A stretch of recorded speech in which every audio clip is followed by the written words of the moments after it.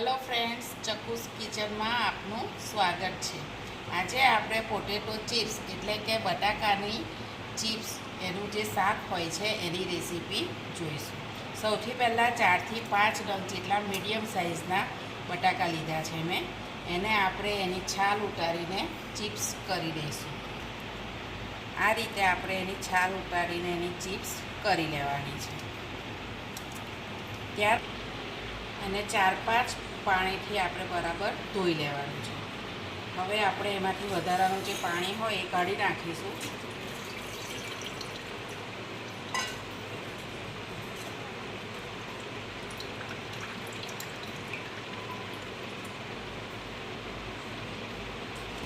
પાણી કાઢી લીધા બાદ આપણે એને ફ્રાય કરી લેવાનું છે।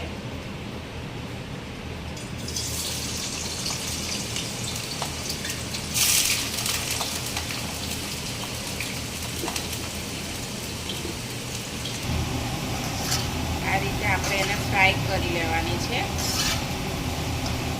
હવે ફ્રાય થઈ ગયા બાદ એને આપણે કાઢી લઈશું અને ગેસ બંધ કરી દઈશું।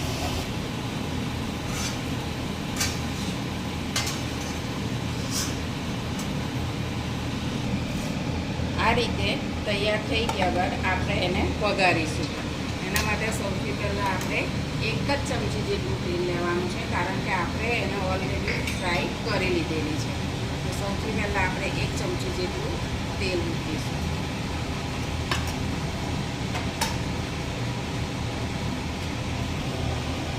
ત્યારબાદ આપણે એમાં ચપટી હિંગ નાખીશું અને થોડી હળદર નાખીશું અને હળદર નાખ્યા બાદ આપણે જે આ ચિપ્સ છે તે અંદર ઉમેરી દેવાની છે।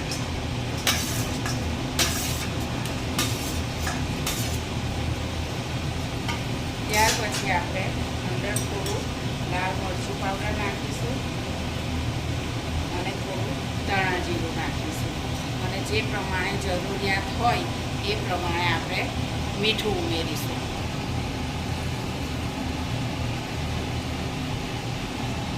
ત્યાર પછી આપણે એને હલાવી લઈશું।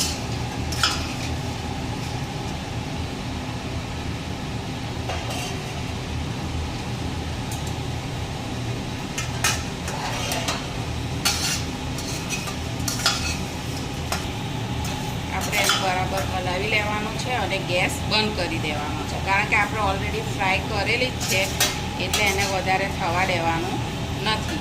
ત્યાર પછી આપણે ઉપરથી એમાં દાણા નાખીશું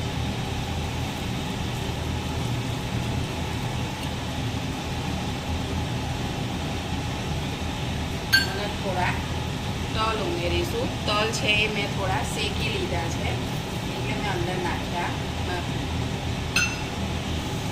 તો તૈયાર છે આપણું પોટેટો ચિપ્સનું શાક, જે બાળકોને સૌથી વધારે પસંદ હોય છે અને એ લોકો ઘણા જ ટેસ્ટી ખાય છે।